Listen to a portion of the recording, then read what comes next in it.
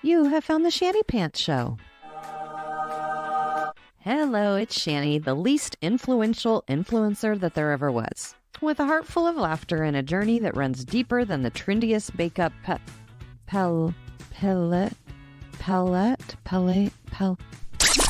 You may know me from my ridiculously comedic fashion and makeup tutorials on social media. But guess what? There's so much more to the story. I was born, raised, and married in a cult. When I left the cult at 31 years old, I had no knowledge about real life or how to process what I had been through. I felt very alone. The past couple of years, I've been on an incredible journey of learning, growing, and recovering, and I'm excited to share this with you. I'll bring you stories from the cultiverse, where many cult survivors and experts share their knowledge and experiences. Their stories are more than inspiring. They're a roadmap to self-discovery and resilience. So get ready for a podcast that's part comedy, part wisdom, and a whole lot of heart. If you feel alone in your journey, my hope is that that will change once you hear these stories. Welcome to the Shanny Pants Show. Thank you so much for coming on my show. I'm very excited to have you. And why don't you just do a little brief introduction of yourself for the audience?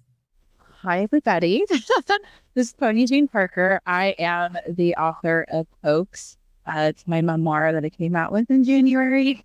I was actually born and raised Jehovah's Witness. So it is my story through being in that for 30 years. I left when I was 30. So yeah, that's pretty much, I feel like that sums up a lot. I would just love to hear kind of your story and what you would like to share with us about that. And then if I have questions as we go, I will be asking them and you can answer them or not, up to you. It sounds good.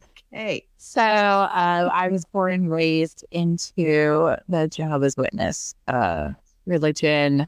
I am a fourth generation. Well, I'm ex-Jehovah's Witness, but fourth generation. I was in it for 30 years. I left after kind of, I would say from early 20s until 30s is where I kind of was like stepping in and out and back and forth in it, because I had already been questioning for a long time some of the doctrines and things that I didn't agree with, and I didn't understand all that stuff that most of us go through upon an exit. But when I decided to leave, my entire family disowned me and had my children legally taken from me. So I lost both of my children.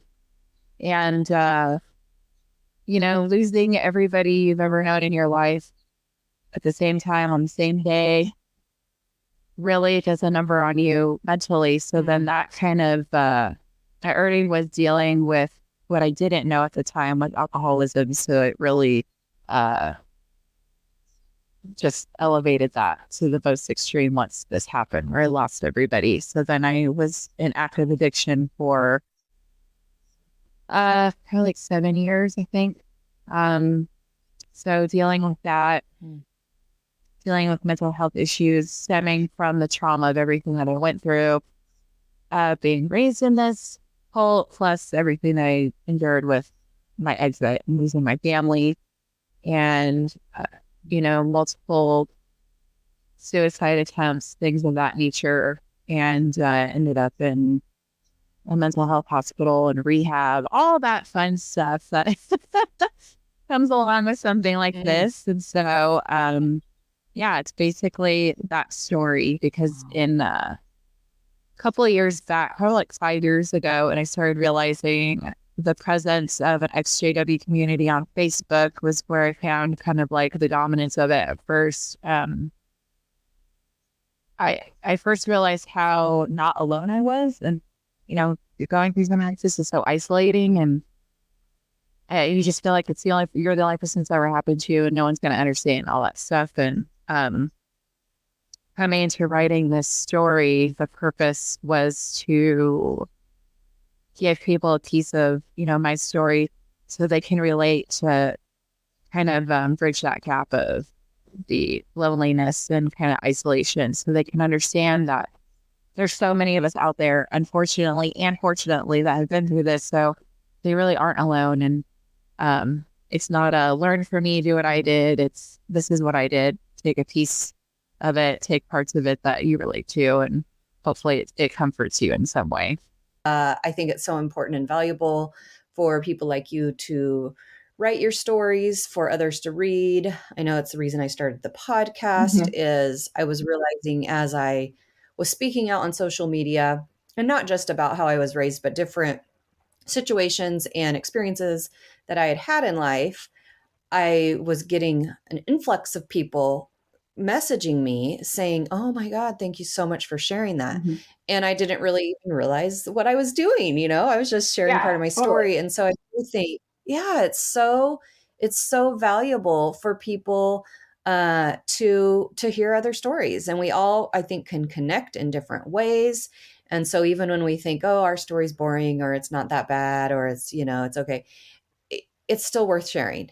It's always worth sharing because it's going to connect to someone. So I'm really excited to read your book and to kind of just see more about or read more about your experience. But why don't we go back a little bit to kind of what your childhood was like as far Okay. as living your rules and, all that good fun stuff that you All get that to just fun be born stuff. right into. For and this is something that I struggled with a lot and through lots of recovery therapy.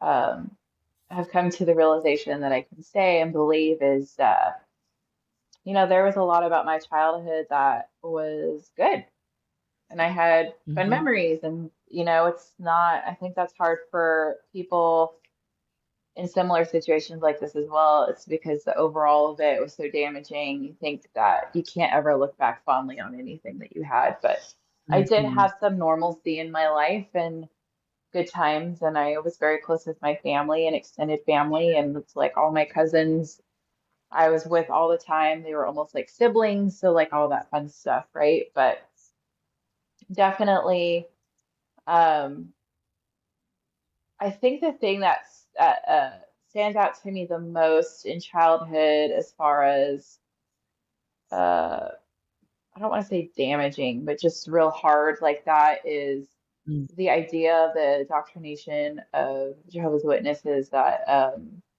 like if you don't obey God and do what Jehovah wants and all that stuff, that you're gonna die. And the end of the system Mm. things in Armageddon, right? So now you're like in grade school and you can't be friends with any of your friends you're in school with because we're not allowed to be friends with anybody who's not a witness. And I grew up in congregations that all the kids were either a couple of years older or a couple of years younger. So I was always like this weird middle kid that didn't really have uh, a friend group. But then like going to school and making friends and wanting to have friendships with them and knowing I can't because I'm taught that they're actually evil and God's going to kill them. And I just, that thought alone of realizing that that's the idea that's being put in children's heads within this cult is like terrifying. And to think that I Mhm. grasped that as like a 7-year-old and thought that was completely normal is not something 7-year-olds should have to think about or worry about, you know? Right. It's just not, Yeah. and then, and along with that, like most other people in similar situations, there was a difference of, we don't celebrate holidays. So like I didn't participate in any of the stuff in class. So there's always some part of every day. The Pledge of Allegiance was still a huge thing in school because this was 1,000 years ago when I was younger.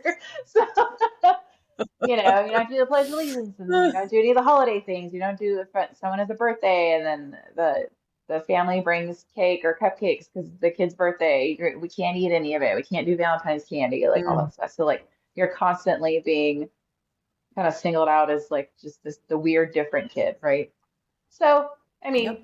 not ideal as a kid growing up. We all go through Mhm. stuff as kids though, so I understand that. But Yeah.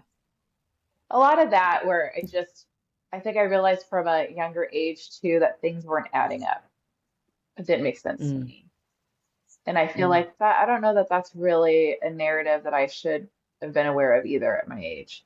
Do you know what I mean? Like you're forced into such Yeah. adult ideology and thinking as a child. I don't know that that's really the best idea. Right. Well, and then there's no one, I mean, because basically the same as how I was raised, but there's no because I felt the same way from a very young age, like questioning things, wondering about things, but there was no outlet or way to talk to anyone about that. So Correct. you, for Right. me, you just internalized it as I Mhm. shouldn't be having these thoughts or whatever it might be. So yeah, again, it puts a lot on the shoulders of a young child to even Right. have, like you said, even to have those thoughts. Yeah, I It's used pretty to crazy. pray to God that he would make me normal and he would make me believe because I Mm, didn't. So I mm, immediately assumed I there was something wrong with me and I was defective and I was broken and I was just upset, and like I just was mhm. devastated at the fact that I couldn't do what everyone else seemingly was doing because who really knows how everyone else felt really now that I look back on it, you know what I mean? So but I just was like, Mhm. I'm broken, I'm defective, there's something wrong with me because I don't believe it. I'm not buying it. I don't like God's gonna kill me because Mm, it's drilled into you that he can see all your every single thought. So now I'm just like, and then there's the whole no mm. privacy thing, right? No privacy, but also there's no one I can talk to. So it's like that's such a Right. weird like combination of things that's just so entirely confusing. Right. Yeah, yeah. And you're never getting those questions answered. Right. So like you said, you're 30. I got out when I was 31. Mhm. And for that many years, these thoughts and feelings and questions are all compiling and Mhm. never having anywhere to go or never being processed, I think Yeah. is how I look at it now. And so it's like in my 40s now, I'm starting to process and figure Hmm. out, deconstruct it all. So it's a lot to Right. I mean for any amount of time it's a lot, but when you're in it and it's just all it's a lot to unpack for sure. Absolutely.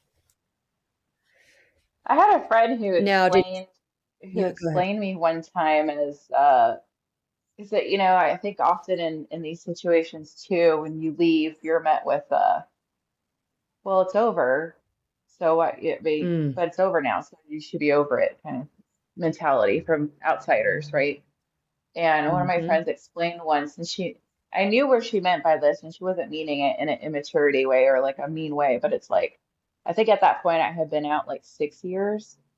So she was like, mm, she's literally like a 6-year old. And in a lot of ways I was, mm, because I had yeah. to really, first thing, you have to figure out who am I? Because I was told Mhm, who to be for 30 years. And I was told how to act and who to be and what to do and what to think and what was right and what was wrong. So I didn't really have the ability to think in that way of self-discovery and figuring out for myself how I felt, right? So that's like mhm. a challenge part of it too, along with what you were saying, is like now that we're out, it's like now it starts. It's not just over because we got Right, out. right. I wish No, it was and like it's that. kind of like yeah, and I get faced with the same type of comments, and I think I look at others, friends of mine that have gotten out as well, and who, in from what I can see, have taken kind of that mentality of like, oh, we're out. Now we get to choose what we want to do with life, but they never process and actually Hmm. recover. It's more of just oh, we're out and life goes on. So, and it doesn't mean that they're not living great, free lives now, but you wonder what those undercurrents are like. And I think there's Hmm. so many of our past, um, not even beliefs necessarily, but just what you're accustomed to being, like what you're accustomed to being told and everything. It's so deep within you that it's very easy to just, oh, I'm in a different building now. I'm in a different location now. I'm Right, fine. And right. never deal with those feelings. So it is, it's great that you're out, but there's a lot to unpack. And I mean, and Yeah. I didn't for years. I ignored it and kind of like you said, you're like a young child Hmm. because I didn't know I didn't know anything about myself. And I mean, I'm still learning being out, I don't know, like 12 years now. And and it is scary because you've always been told what to do, Hmm. how to do it, everything, and then all of a sudden you're out on your own and you're just like, oh, but that's bad and that's bad, and it's kind of terrifying to It not is. know what's real and what's not, and it's a lot. It's a lot, and I really kind of lived that way, until the last probably 3 years of realizing like, okay, there's a lot of deep stuff here that needs to be processed and has never been processed. And now I'm doing it. So it's never too late. Hmm. But I do, you can kind Never. of Yeah. get in that mindset of like, why aren't you fine? You've been out for so long. Why are you talking about it now? Right. Why are you so, why is your podcast about this? Like, move on. And it's like, well, Right. it's never, Yep. healing's never over. We're always going to be dealing with it. And so it's okay to talk about it. And it sure feels good to talk with other people with similar situations and realize, hey, we're not alone. So it is, yeah, it's been great. But with you, so did you have siblings? I do have siblings. I have three older siblings, so I'm the youngest of four. Okay. Okay. Yeah. Okay. So I was the Wow. baby, Wow. but I was always Um, the rebel. I was always Dean because I was just kind of going. I don't think if anybody has any glimpse into me and who I am, no one is surprised by that at all. But uh, I was always kind of the one who would try to question things and push envelopes and like do all that stuff, right? Um, so Mm, yeah, yeah. another part of it too, and I didn't mention this in my book because it's like, I mean, it took me 2 years to write this book, but I can't remember every single thing that ever happened. But like looking back on it and just that question you asked, like triggered this memory is my dad had a sister who left in her 20s, left the cult in her 20s. And we didn't talk to her as a family because she was out there in the world. And everything I ever heard about her was so negative because she was worldly. And from when I Mm, was little, from as far as I can remember, my mom and dad always used to say to me at times that I reminded them of her all the time. oh my gosh. And at the time, I was like, that's not great. Because she She's was worldly. terrible. She was worldly. Cool. And I'm like, what? And I remember I just literally regained that memory and you asked me that question. So like, yeah, I had that too, where it was like, I Mm, was constantly being reminded by parental figures that I was mimicking in their eyes a worldly person who had left, which is oh anybody who my knows any gosh. familiarity with the JW, how they operate is like that's like you're Satan's daughter at that point, right? So Mm, as a child, mm, my parents mm. were like, "You remind us of Satan's daughter," and I was like, "Cool, I love that for myself." This is helping. This is really Yeah, I helping out felt my great. situation. Yeah, this is wonderful. Oh my gosh. I really can't wait to read your book because which I wish that part was in it. I feel like our stories are the same because my dad had a sister who was marked. We call it marked to be avoided. Mhm. And so her and her family were marked when I was like probably around 7. Okay, And same, everyone's like, you're just like your Aunt right. Christy. And I'm just like, yeah, I'm like, I don't even know her really anymore, but I thought she was terrible. Like, she's Right. not with us, she's in the world. Right. I was like, cool. So that's so hilarious. Oh my gosh. Yeah. Well, that's a great memory. I'm glad that we were able to bring that one to the Yeah, surface. exactly. I won't cry about it or have nightmares later. It's okay. Okay. I'll let you do that later. Yeah. Right. Oh, Oh, it's funny. oh my gosh, that's so great. Oh, so as far as like obviously the rules, how did you guys dress? Were you able to dress pretty normally, like the world? Uh, so we were not to dress as if we were of the world. So, everything in modesty. So the skirts could not be any more than 2 fingers over your knee. So you could put 2 fingers at the Mm, top of your kneecap and your skirt had to be Mhm. that length or longer, or you would, Mm. you know, most of the time it was an elder would come talk to your parents and reprimand them in a way of like, you need to guide your child better kind of reprimanding. Mm. Yeah. Um, but no, like, everything had to be decent. So like I couldn't wear spaghetti straps on anything. Like I grew up in the 90s. So Hmm. there was a Hmm. lot of spaghetti strap dresses, baby doll dresses, like stuff like that. So we had to wear, sweaters and everything. Basically everything in modesty. And like I remember a big thing, which is kind of funny now because I don't have like an overage of it, but I do like it and I have pieces with it. There was no camouflage anything allowed, period, because it Oh, mimicked like the military, and that they're very against anything interesting. political and military because that's of the world. So we couldn't wear anything camouflage because that was affiliated with that. Oh, So I do remember wow. that. Okay. Yeah. So random. I That also is could eat Lucky so Charm random. cereals because that was magic. So there's that. It's kind Oh of funny my gosh. sometimes, like, This and is especially when you go into these like XJW groups and like we all throw stuff in there of like like wild memories. Like I couldn't eat Lucky Charms because it was magic, but we owned the entire Disney library. So like make it make sense, first of all.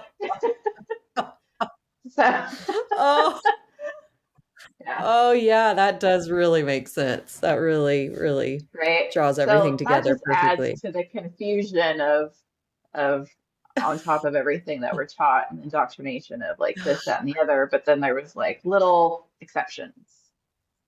Mm, No one ever talked about why they were an exception. mm-hmm. Mm-hmm. Good stuff. Right. You just want to go ahead and enjoy that, or it will get taken away too. Right, exactly. Hmm. Well, and I grew up in the 90s too, and I remember the spaghetti strap situation. And Right. so many pictures of me with the t-shirt on under the spaghetti strap dresses because we still Yes. wanted to wear them, Yes, of yes, yes. course. And so it was quite a look indeed. Yep. That was us I feel too. like we were very stylish. Yeah, we definitely kept up with those stylish trends. I remember We I did. I I remember I had a like acid washy denim skirt at one point, and of course, like, Mhm. to the ground almost and nice and full and ugly. But I just remember thinking it was Yeah. so cool because it was acid washed. And I think it got taken Oh away my actually, gosh, I but love it was that. fun for a bit. That was like your little piece of Yeah. rebellion. Oh yeah, for that moment. Yeah, we I got our love dad that. in trouble a lot, that's for sure. Yeah. We Same. used to joke that our file cabinet at the leader's home office, was very deep. We're like, our name is very deep, Dad. You are welcome. You are welcome.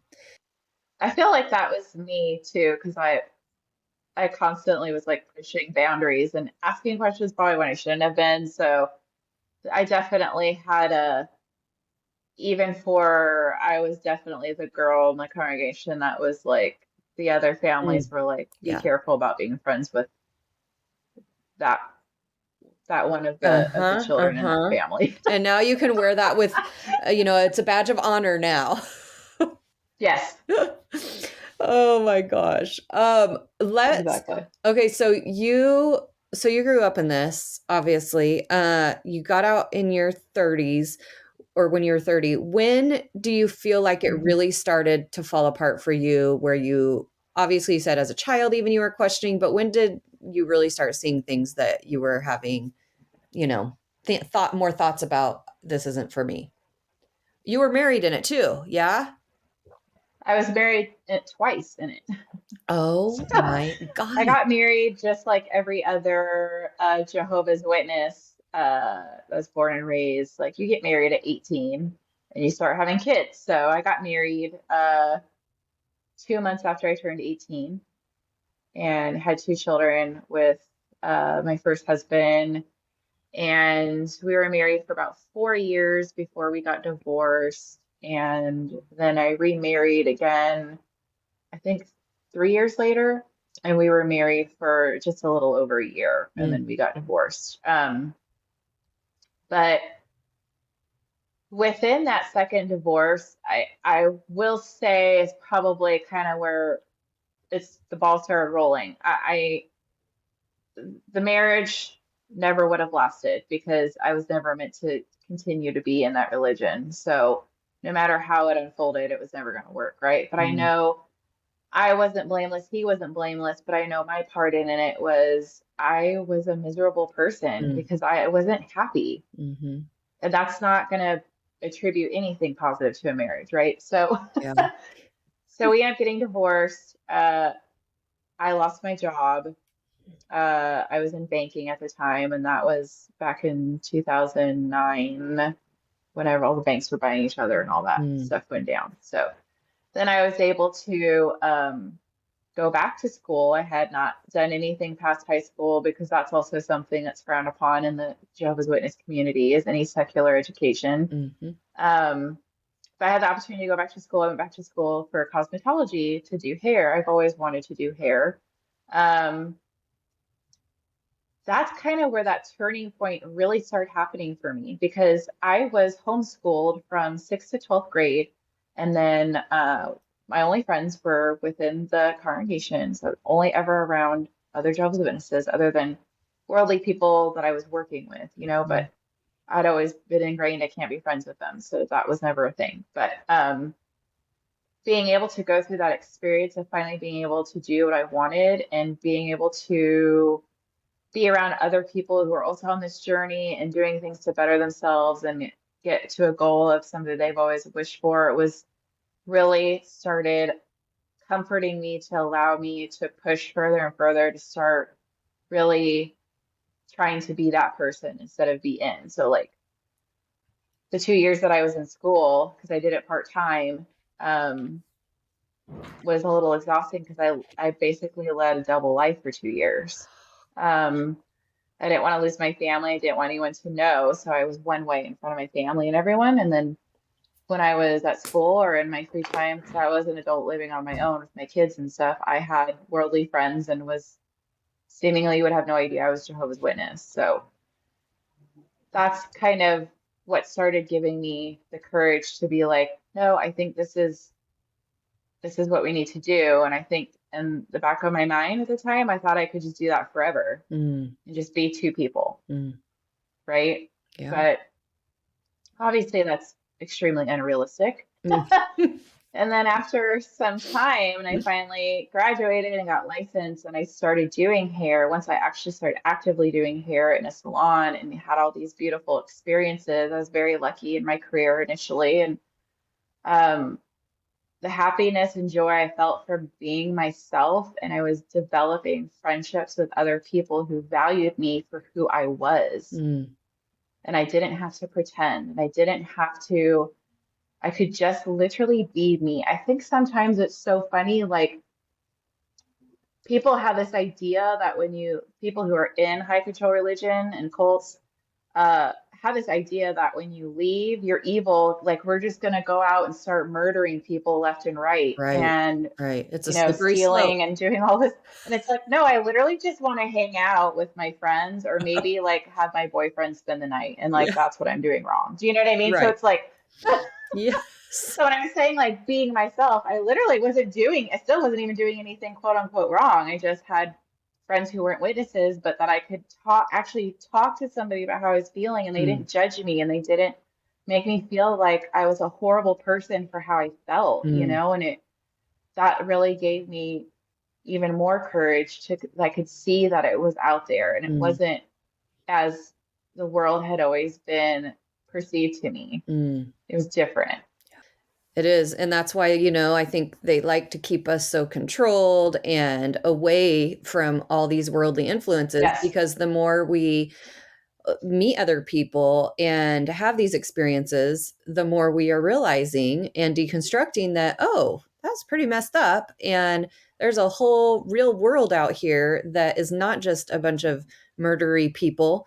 And that's awesome. It's so awesome. And I think it is, one of the main Right. reasons they keep us tapped down and away from all the influences. I know when we got out, we met some other, like all churches were bad for us because we were the way. Hmm. And so everything was bad. Well, I remember we met through my husband's work, this like Christian couple that were like our age. And it's like, we're like, can we be friends with them? And like belief wise, we probably had all the same beliefs, but it was still weird to have, Hmm. even though like they're more Christian than I was, it was like, oh wait, but they're still bad, right? We're gonna Right. do it our way. So it's Right. just so messed up. It's so weird. But it is neat to start having those experiences that can get your brain thinking a different direction. So at that time you were single, raising your two kiddos, and then you went to school and then you started working, and that's when it really started to kind of fall apart for you. Correct. Yeah. And that's when, not to give too much away, but I showed up to a custody hearing. Me and my children's father, every couple of years we divorced when our youngest was 6 months old. So we had been divorced for a very long time. And every couple of years, it was like a check-in, Mm. kind of the court and make sure the custody. So we had 50-50 custody, like all blah, blah, blah. So that's when I showed up to court. I did not have a lawyer because I didn't need one. We've Mm. done this before. And my entire family had went to the court and gave statements about how I was an unfit mother. And I remember just sitting there listening to the judge reading all these statements from my family, talking about how horrible of a person I was. And I literally was just like in the twilight zone, like, what is actually happening right now? And I've never been in trouble, even to this day. I've never been arrested. I've never gotten in trouble for anything. I'm too scared. I'm actually a lot more vanilla than people probably think I am by looking at me. But I said to the judge, they did bring up my drinking Mm. in court, but at that time, I mean, I'd never, like I said, never been arrested, never had DUI. I'd always held a job, always had a roof over my kid's head. And in my mind, I was over 21 and Mm. I'm allowed to drink alcohol. So I can't really throw that in my face, in my opinion, in that moment. Right. So I said this to the judge. I'm like, there's no proof of anything. Never done anything wrong. There's no proof. They were saying I hung out with bad people. Like, the bad people were quote unquote worldly. So they were bad, right? So um, the judge looked at me and said, if everyone is saying this about you, then it must be true. And that was the end of it. That was it. My. And you lost custody. And I just sat there crying. And I just knew I was screwed in that moment. That I just was, and it's funny because I was sharing this story the other day and people ask me all the time, like, why didn't you fight for them? I could have fought for them. And this is something that I fight with Mm. myself. And in that moment when it happened and losing everybody, my family wanted nothing to do with me at that point, and I believed it. And Mm. I felt I'm not going to fight for them because I don't deserve them, because Mm. I am horrible. Oh my gosh. So, and then that's where the down spiral into alcohol went, where then I was explaining the story to someone else the other day, and they're like, so you literally became the unfit mother. And I was Mm. like, I did, Mm. because that was, what was given to me. Right. That's what they told you So, you and were. then that's a whole other story. If anyone, right, and if anyone's read this book, which everyone should read the book, you should read the book. Yes, And I that's when would. I moved to Las Vegas. That's everyone's favorite part of the Oh my book. gosh. Oh, If I you get can't to Vegas, just buckle up because it gets real fun. It gets wait. real fun, real fast. Oh, There's some stuff in wow. there. Like I promised myself I had to be completely honest or I could not do this. And there's stuff in there that not one other person on this planet ever knew until it's written in this book. And I was like, oh my God, I can't believe I'm about to tell the whole world this. But there's some pretty interesting stuff in there. So Oh, enjoy Vegas. It's the best part. It's right in the middle. I can't wait. Oh my gosh. That is so wow. Okay.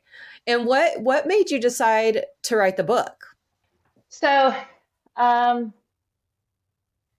since leaving and going through everything I went through, and then in recovery, um, long story short, COVID Hmm. was, and I know this is, I hesitate saying this to a lot of people, but COVID really was the best thing that ever happened to me because it forced me to actually have to face everything and process it and do that because what else was I? Nobody was doing anything. What Right. else was I doing? Hmm. And I know a lot of people kind of went one way or the other at that time, right? And it worked out for me where it ended up helping me immensely reach Mm. another level of healing that I had not been at before. Mm. I wanted to initially, I've always had this place of wanting to help people, which I know is a trauma response and things from my childhood. I'm a constant people pleaser and I Mm. always want to be there for everybody and help everyone and all that stuff. But I do still have that spirit of wanting to make a difference. Mm. And near and dear to me is I don't want anyone to ever feel how I felt at times. And I know I can't eradicate that for everybody, but I also, if I can have a part in it, I want to help, you know? And so, my whole life since I left and I made friendships and met people and shared my story, people are always like, you should write a book, you should write a book. And I was like, I don't know how to do that at all. So So let's do it. well, that's a great idea, but I'll pass.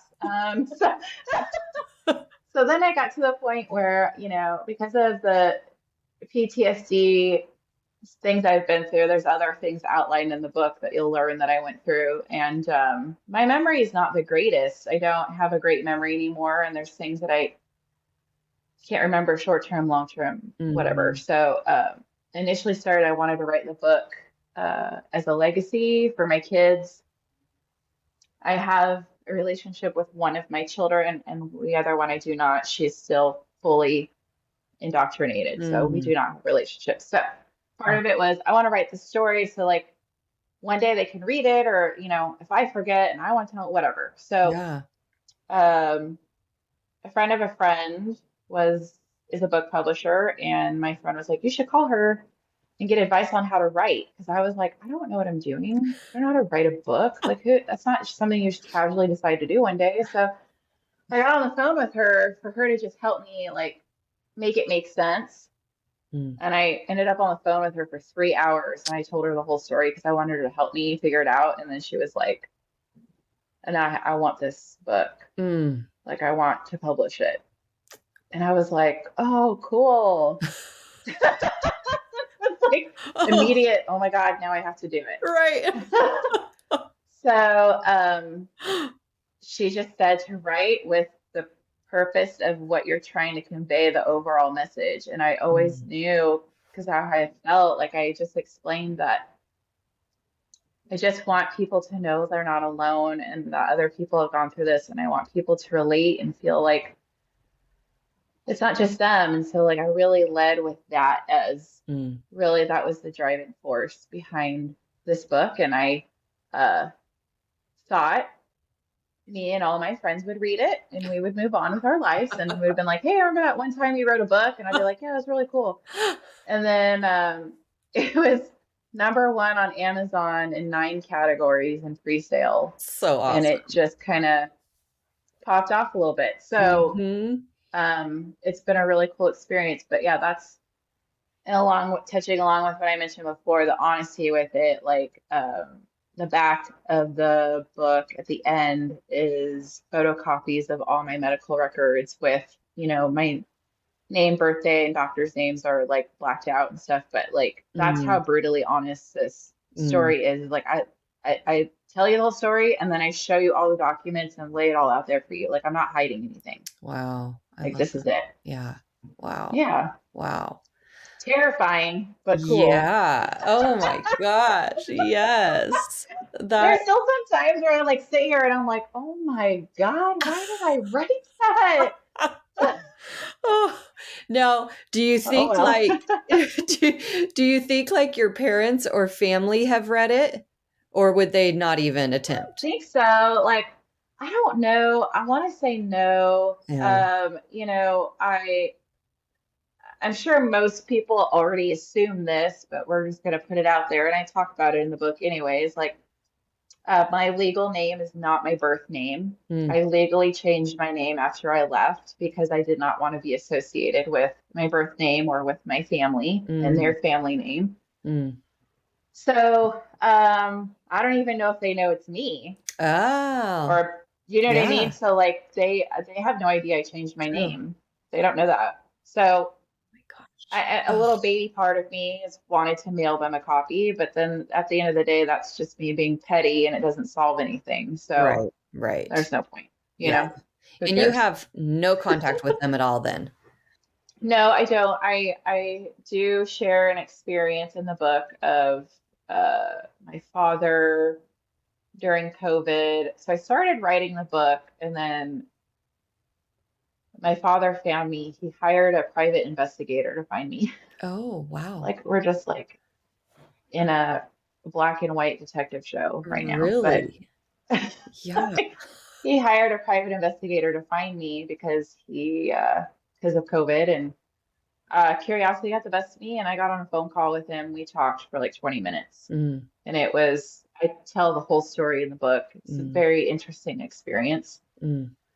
But in that moment, I realized it made me, it just made me so appreciative, and I felt so loved and lucky by my chosen family and the people in my life now. It Mm. made me appreciate them so much more after talking. Like I feel like anybody in my situation, you feel like having that moment again, like reconnecting with a parent, you imagine what it might look like or what you might feel or what might happen. And I always pictured all these broken pieces coming back together Mm. when I would reconnect with them, that it Mm. would make me whole again and I would feel like how I did before or something. I don't know. I guess that's what you wish for, you hope for, Yeah. ideally. And then when it happened, I just was like, I don't need you. I don't know you and I don't need Mm. you. And Yeah.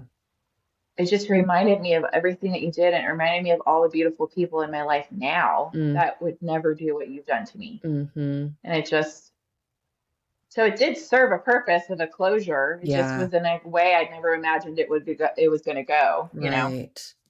Right. Wow. Okay.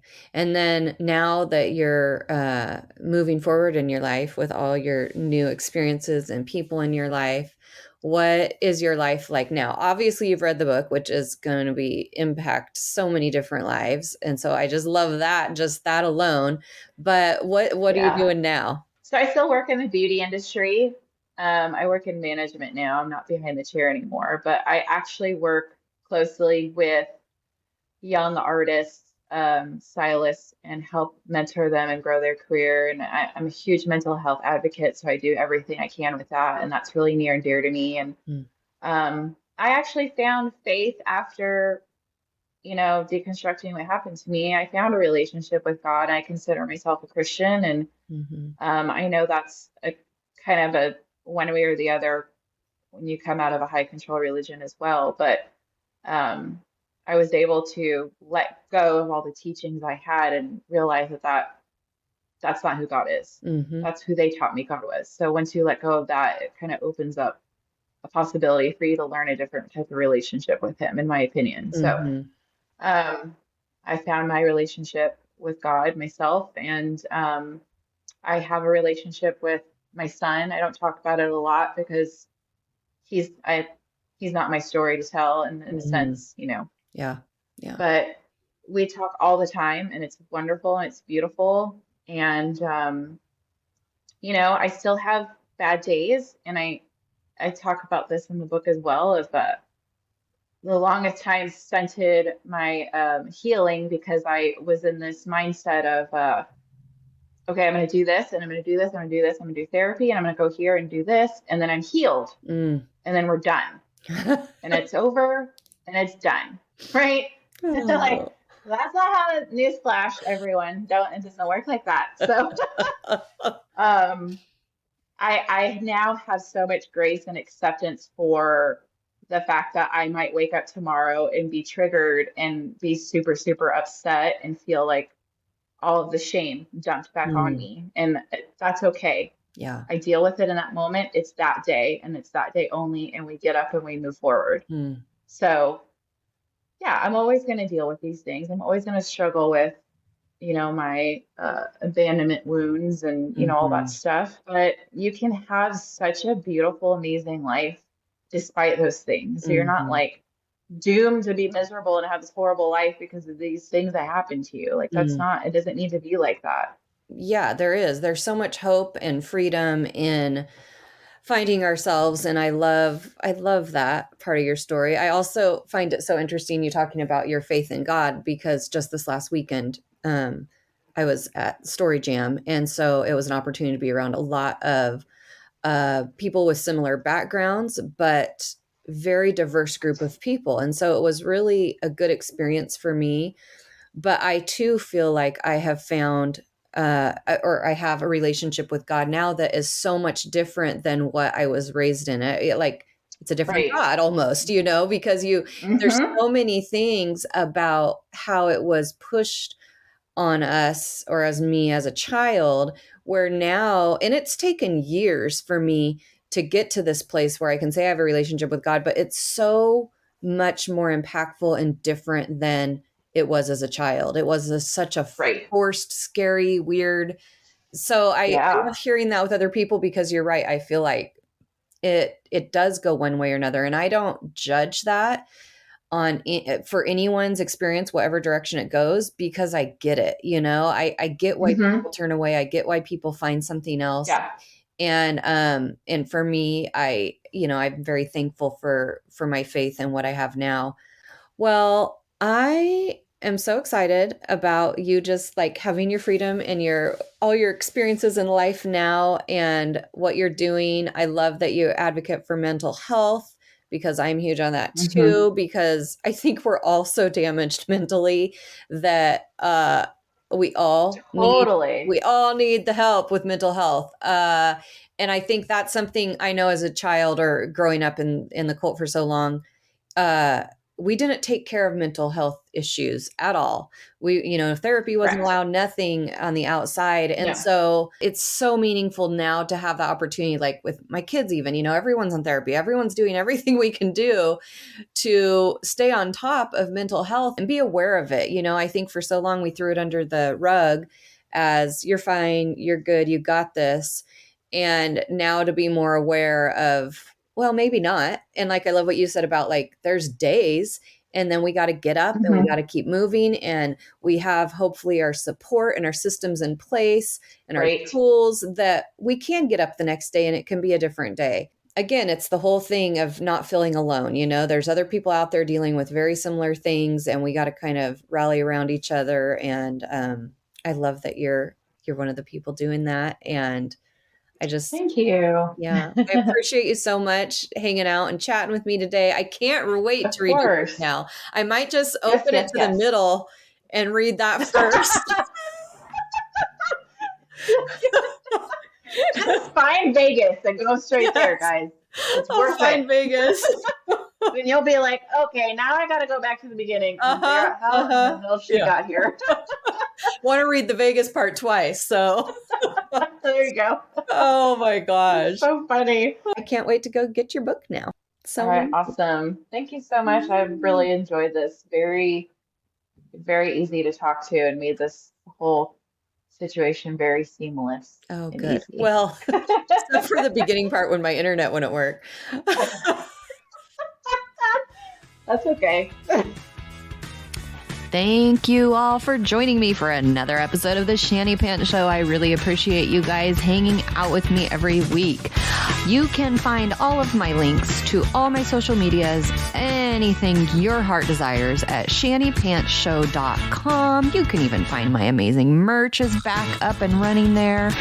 And you can email me from there, all the things. Also, you always ask, how can you help me out with this whole podcast situation? You can subscribe to my podcast. You can leave reviews. You can share it with friends. I appreciate it all. So I am super excited to bring you guys the rest of the season. It's going to be amazing. And I'll see you next week.